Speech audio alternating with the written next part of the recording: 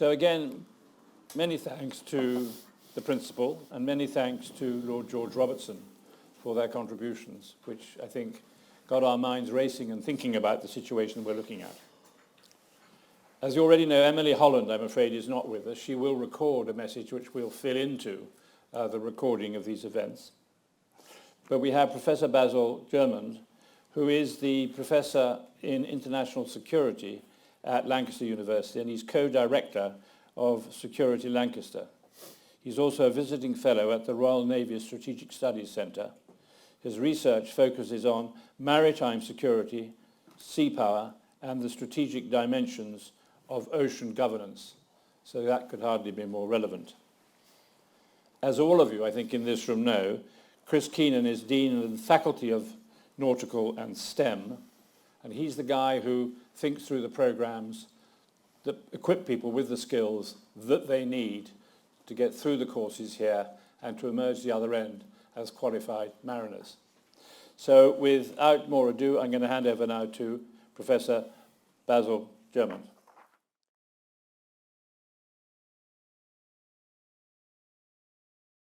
Thank you very much. Shall I? Or just as you like. Well, okay. Good morning, everybody. First of all, thank you very much, organizer Paul, Chris, Roddy, for having me here today. It's always nice in the morning to take the train up to Glasgow and not just down to London. So yeah, thank you very much.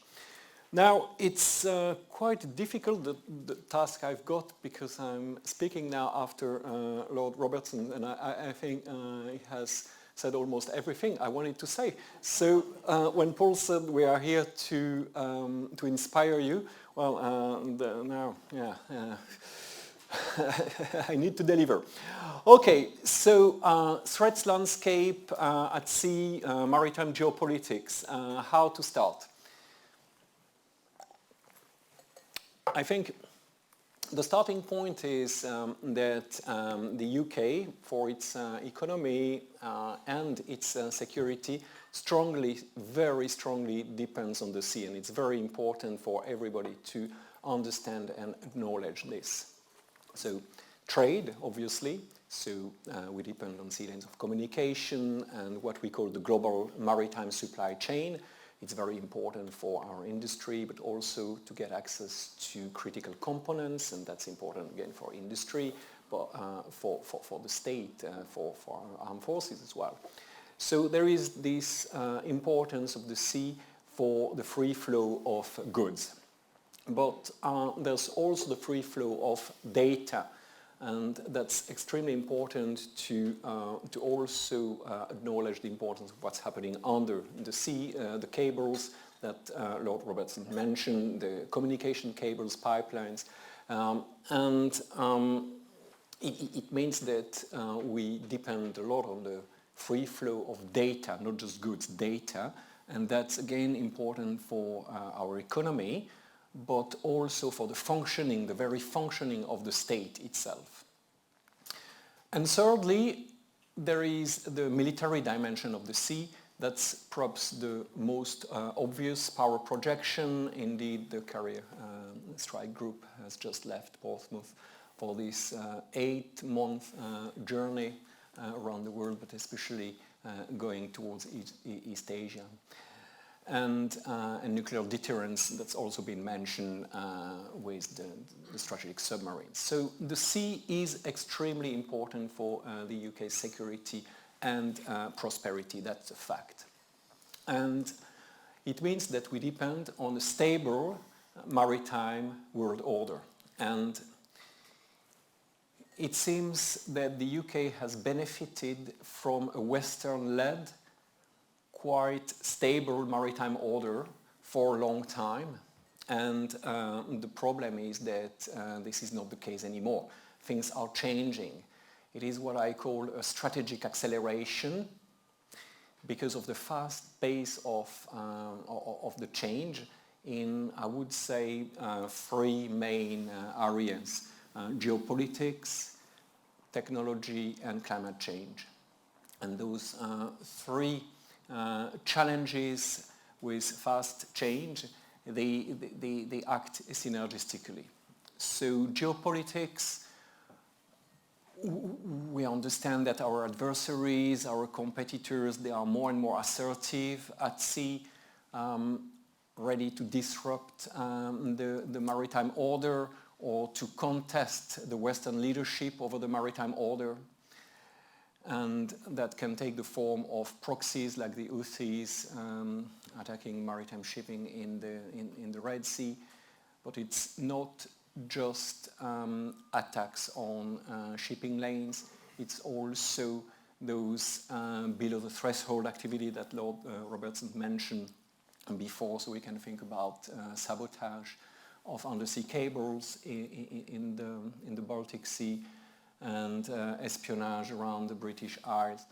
And those grey zone below the threshold activities are particularly problematic at sea because the sea is a vast milieu, very difficult to monitor, and sovereignties are sometimes overlapping or at least jurisdictions, so it's very difficult to trace responsibility. So there's no accountability, and it means that the malign actors, they benefit from this plausible deniability. They can conduct below the threshold activities in the grey zone and still deny their involvement and their responsibility, at least at the political and diplomatic level, but very often also at the legal level. So the sea is very prone to grey zone activities. So yes, we've got a maritime domain from a geopolitical perspective that is less stable than before, less Western-led, and it's more challenging. The sea is a more challenging domain to operate in today. So we've got geopolitics, and we've got technology. Disruptive technologies, think of missiles, drones, maritime drones, and AI. Those emerging and technologies are quite cheap. So it means that the malign actors, they have a comparative advantage when it comes to asymmetrical operations. It means that it's very cost effective. If you use missiles or even better maritime drones to target a cargo ship, that doesn't cost you a lot. It's actually quite cheap, especially compared to the cost of the cargo, that's the cargo ship that's going to be damaged, and the cargo itself, let alone the ripple effect on the world economy if shipping is disrupted in the Red Sea. There's all the ripple effects on the global economy that sometimes take 6 months or more to be felt by everybody here in terms of inflation, etc. So that's also very important to understand that those new emerging technologies, they grant some sort of an advantage to adversaries and also non-state actors. And thirdly, there's climate change. And climate change creates opportunities. We talked about the new routes in the Arctic, also new areas for exploitation of marine resources, but with that comes challenges. More sovereignty claims, more assertive behavior by our adversaries. And also climate change is a threat multiplier. So because of climate change, you have, for example, change in the distribution of fish stocks. So then it creates problem for the livelihood of coastal communities here and there. So they engage in other in illegal fishing or other forms of criminality. So then it puts more pressure on the maritime security enforcement agencies. Plus, there are all the direct effects of climate change on navies, for example, bases because of sea level rise, operations in more dangerous or extreme climatic environments, and so on and so forth. Also more humanitarian and disaster relief operations, so more pressure on navies, etc. And those three challenges, geopolitics, emerging technologies and climate change, they act in a synergistic way. There's cumulative effects of all those challenges, there's cumulative risks and threats. And that means that it's very difficult to plan responses, but it's also more costly because of the cascading effects of one on another. I could talk about that for ages, but I don't think I've got time to give examples. So I'd like to move to my kind of concluding part and say, well, okay, what can HM government do to address those challenges? And I think there's three important steps. First of all, it's to raise awareness, to fight sea blindness. But sea blindness needs to be felt not just in Whitehall. It's good to raise awareness of the importance of the sea in Whitehall, but it's also important in Westminster. And it's important to make everybody, citizens, the public, and or especially also the private sector, to understand this importance of the sea, and thus the need to invest in the maritime, the need for HM government to invest in the maritime. So raise awareness, then what's the second one? Invest, yeah. I should have got my notes, right. I managed without notes. So yeah, raise awareness and then invest. Invest in the right technology. Again, Lord Robertson mentioned innovation, and that's extremely important. We need to invest in the Navy. We need more platforms. We still need more conventional platforms. We need more ships able to operate in the Arctic, for example. But that's not going to be the only direction. We need to invest in the right technology and making the most of AI and autonomous technology to indeed have a fleet which is balanced, but not like we understood a balanced fleet during the Cold War, but like we will understand it in the future, a fleet that's able to address the challenges of our days. And thirdly, HM government needs to capitalize on the private sector. And I will conclude with that. The private sector is really key when it comes to maritime security and the importance of the sea for the UK. So we need to have a strong UK shipbuilding sector because it's a question of sovereign capabilities. We need to have agile maritime insurances because we are going to see more and more disruption of the free flow of goods, like, for example, in the Red Sea. So we will need to find a way to be able to continue to trade and to do that at a cost that's bearable by economic stakeholders. So we need agile maritime insurances which will play the role they have to play to help us as a country and the West as a collective in the future. And thirdly, we need more UK flagged ships and more maritime companies, including shipping companies owned by Britain, assets and people. And I think I will stop here. I've already talked too much. I'm going to ask you a question. What do you think of the importance of the addition of Sweden and Finland to NATO, particularly given their focus in the north? Yeah, really, it's a good question. I think we shall never underestimate Sweden for what it brings as a NATO member to the alliance because of its history during the Cold War. During the Cold War, Sweden was neutral and wanted to remain neutral at all costs, and thanks to that, they developed capabilities, especially in terms of submarine warfare, adapted to the Baltic Sea, so as to be able to respond to an eventual attack by the Soviet Union. So they've got this kind of historical memory of how to operate in the shallow waters of the Baltic Sea, and I think that's invaluable for the alliance. And Finland? And Finland, well, Finland, if you imagine a map, you've got Russia here, you've got Finland there, you've got the Baltic states there. So in case of an attack by Russia, obviously that's going to be much easier with Finland north and the Baltic states south to simply close the sea route to and from St. Petersburg. So from a geopolitical perspective, that's also crucial. Well, there's plenty of other reasons with the long border and the armed forces like the army, etc. But I can't talk about it. I'm glad we made you happy that you were travelling north and not south. So thank you very much. Thank you, Roddy. And Chris. Chris, who's very kindly been volunteered at short notice to talk about I'll also stand up since skills Basil development. Exactly. So thank you very much, and yeah, very last minute, and hopefully it doesn't seem like I've just cobbled something together here.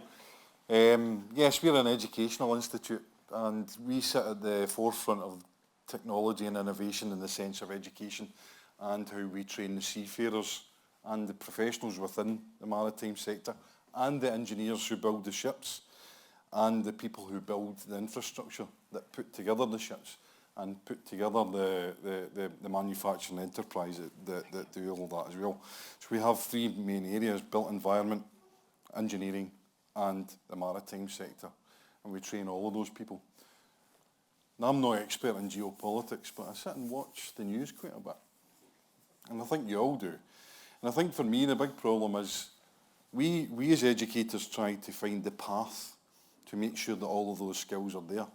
And like you said earlier on, Lord Robertson, it seems to change from one day to the next, just on what Trump thinks. And I use that very mockingly, because we need to find the path. And the path isn't always apparent. And if it changes so often, how do we actually make sure that all of these people that we train are right to be ensuring the security of the seaways, to ensure that the goods are delivered, to ensure that the trade carries on, and to ensure the security of all the nations that are involved in that. We all learned very quickly around about COP26 here when the IMO were here and we had all of that ongoing, that COVID had absolutely shown our vulnerabilities in the sense of manufacturing, our ability to look after ourselves within this island nation. And I think all nations around the world found that actually the biggest problem that they have, that has been found after that, and probably was well known before that, is skills. And that's where we are.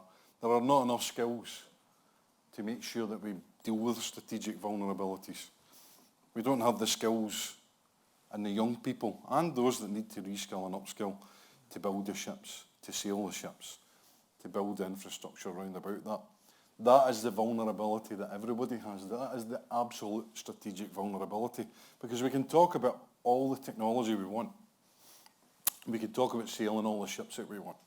We can talk about all the manufacturing we want. But we do, in Scotland, and I can talk eloquently in this one, we have 47,000 births every year in Scotland and 65,000 jobs that need to be filled every year. Just in Scotland alone, never mind the whole UK. And last week I was in Saudi Arabia, where they have vast skill gaps. Where that is in Asia, vast skill gaps.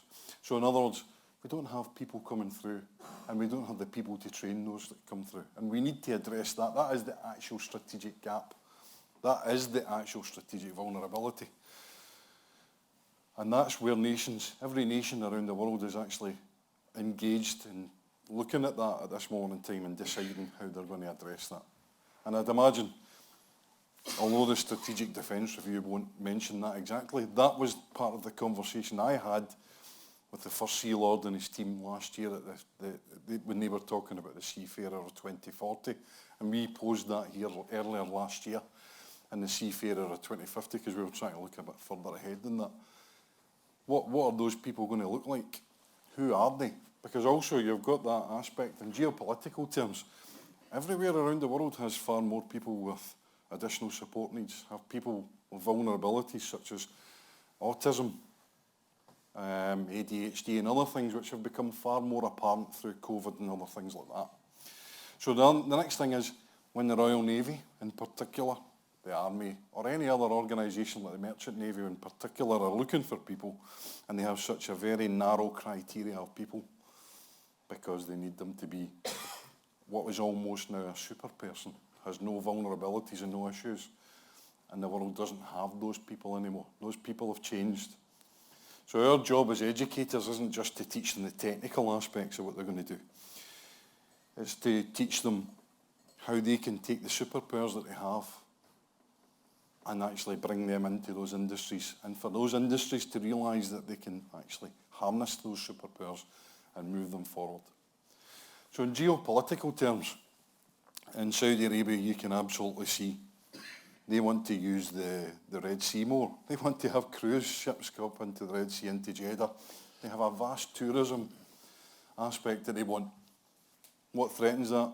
The Red Sea isn't exactly the nicest place to be at this moment in time. We talked about Houthi rebels, we talked about the Suez Canal and the vulnerabilities it has around about Israel, around about Egypt and other things like that.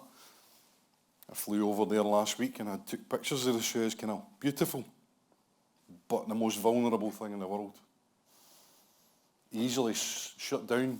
We had a ship just break down there and shut it down. So trade is a problem, and we need to train that. I was talking earlier on with Basil and with Ian around about the Asia, and we were talking about AUKUS. AUKUS doesn't have an issue in the sense of just the supply of the submarines and the supply and the looking and the security of that area. Again, it's about the skills in that area. The main thing that the Royal Navy expressed to me, and I think others, was that it wasn't if we have conflict in that area, it's when we have conflict in that area. There's no if, no buts, it will happen there. In their mind, and I don't know if that's the case, Lord Robertson, so we need to prepare our merchant seafarers and those that we train in here from the marine engineering point of view, the Royal Navy, to be ready to be in that place, to deal with those conflicts, to be professional in those places, and to also use the superpowers that we have in that space. So geopolitics, yeah, we're at the beck and call of despotic dictators, democracies that go the wrong way. That's not my bag. My bag is to choose that education and make sure we have the people of the future that are going to do that. And that's the key, I think, that everybody needs to grasp. If we don't have people to do it, it's not going to happen. Okay? And that's why I'm standing here just now. Chris, thanks. Thank Come you. and take a seat, and because there's going to be a shift to another panel. Let's see if we've got any questions for these two gentlemen at this stage. Yep, there's a chap with the beard at the back. Yourself. Sorry, I'm Kirk McRae. I'm one of the STEM and nautical lecturers here in the college. Yep, thanks, Kirk. So we've been talking a lot about emerging threats, and what I really listened into when Lord Robertson was talking about the evolution of the NATO-Russia agreement back in the late 90s. I can give you several anecdotes of working hand in hand with the Russians in times of almost peace with a strategic geopolitical partner. And what I would ask the panel is, where have we went wrong, and what do we now start to need investing in? I'm aware that to combat these global threats, there's a significant amount of investment needs to be put into defence, thinking innovatively, but do we really need to start investing in wider global diplomacy and getting the geopolitical equation right? Because at the moment, we've got a lot of enemies in the world, but when are we going to start building these friendships? We all want to achieve peace at some point. Is that one factor we're getting wrong? Thanks, Kirk. Basil? Thanks for the question. What went wrong? It's impossible to answer that within the time I've got. I would say that a problem was that we, as the collective West, forgot to think in realist terms, in power, balance of power terms. We were too much hoping that indeed we had reached the end of history.